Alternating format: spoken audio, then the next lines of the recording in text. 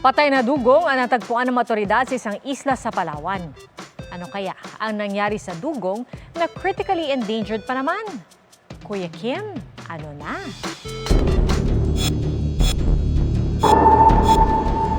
Namumula ang katawan, sugatan at wala ng buhay. Ganito ang kalulus-sulus na sinapit ng isang dugong nang madiskubre ito ng mga otoridad sa Vega Island sa Coron, Palawan.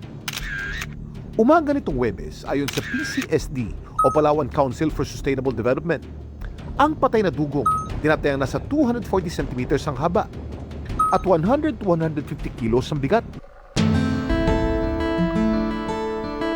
Ang mga dugong ay marine mammals na nabubuhay sa mga katubigan ng Indo-West Pacific. Ang pangunahin nilang kinakain, mga damong dagat. Kaya kilala sila sa bansag na sea cows. Ang nakakalungkot lang, critically endangered na mga ito. Ibig sabihin, sila'y nangangarib ng maubos. Kabilang sa mga banta ang habitat loss o pagkawala ng kanilang tirahan, polusyon sa dagat, at iligal na panguhuli sa mga ito. Ayon naman sa inisyal na pagsusuri ng PCSD, ang natagpo ang patay na dugong sa Vega Island, posibleng tinamaan ng propeller o hull ng isang bangka.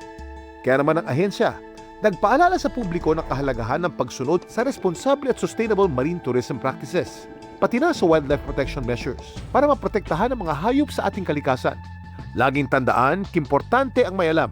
Ito po si Kuya Kim at sagot ko kayo, 24 oras.